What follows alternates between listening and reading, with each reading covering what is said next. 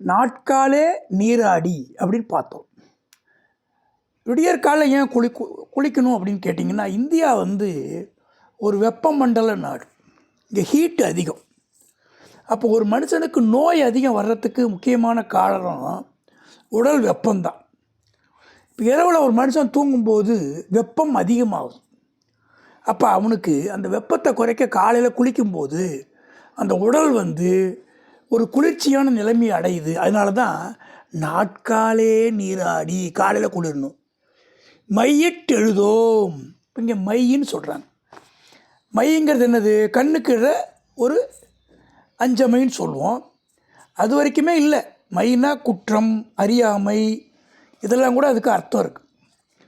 மையிட்டு எழுதோம் குற்றமே இல்லாமல் இருக்கிறதுன்னு சொல்லலாம். நாங்கள் அலங்கரிச்சிக்காமல் இருக்கோம்னு சொல்லலாம். மலரிட்டு நாம் முடியும். இந்த மலர் அப்படிங்கிறது என்னன்னு கேட்டிங்கன்னா, நம்ம பூன்னு சொல்கிறோம். மலர்காணின் மையாத்தி நெஞ்சே இவள்கண் பலர்காணும் பூவொக்கும் என்று.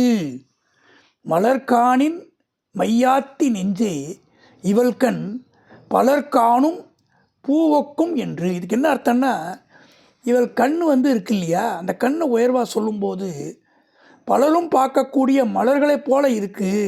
அதனால தான் இவருடைய கண்ணை பார்த்து எல்லாம் மயங்குறாங்க. என்ன ஒரு அற்புதமான ஒரு கற்பனை பாருங்கள். அவள் கண் வந்து பூக்கு இனிமையாக இருக்குது.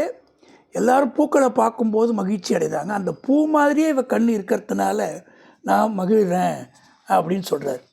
அது இன்னொன்று கூட அழகாக ஒரு பாட்டு இருக்குது. மலரினும் மெல்லியது காமம் சிலர் அதன் செவ்வி தலைப்படுவார். மலரினும் மெல்லியது காமம் சிலர் அதன் செவ்வி தலைப்படுவார்.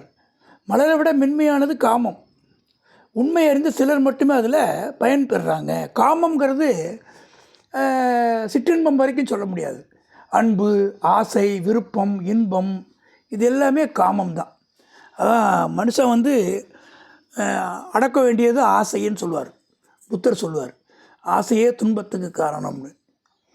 ஆனால் ஆசை இல்லாத மனிதன் யார் இருக்கா? அப்போ அதை அடக்கிறதுக்கு தான் வந்து இங்கே என்ன சொல்கிறாங்க, காமத்தை வெல்லணும். அப்போ நாட்காலே நீராடி மையிட்டெழுதோம் மலரிட்டு நாம் முடியும் செய்யாதன செய்யோம். செய்யாதன அப்படின்னா என்னென்னா, செய்யக்கூடாதவை. எது செய்யக்கூடாது? புறம் பேசுறது, கோவப்படுறது, அறமில்லாத செயல்களை செய்கிறது,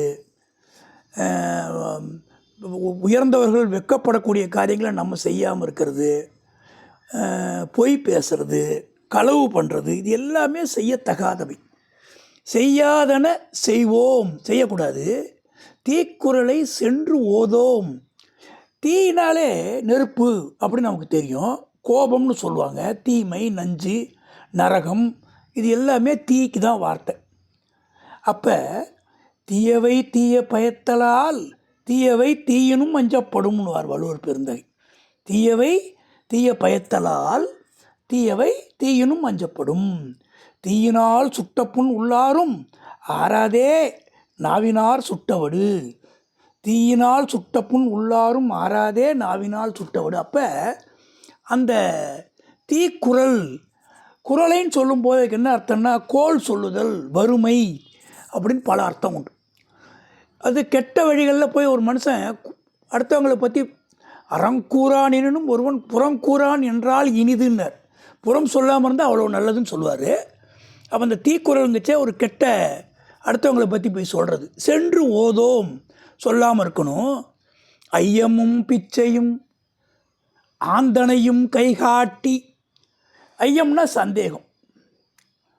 ஐயம்ங்கிறதுக்கு இன்னும் நிறைய அர்த்தம் இருக்குது. சந்தேகம், பிச்சை, பயம், அவநம்பிக்கை. அவன் பயந்தே சாவம் பாடினா என்ன சொல்கிறாங்க, ஐயமாக இருக்குன்னு அர்த்தம். அவனுக்கு தெளிவான தெளிவு இல்லை. ஐயத்தின் நீங்கி தெளிந்தார்க்கு வையத்தின் வானம் நனிய துடைத்து.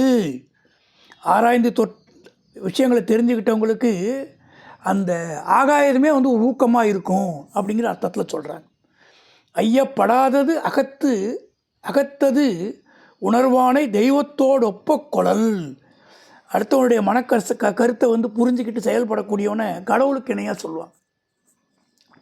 அது நான் அடுத்த ஒன்றை புரிஞ்சுக்கிறது அடுத்த பாடலில் அடுத்த வரியில் சொல்கிறேன்.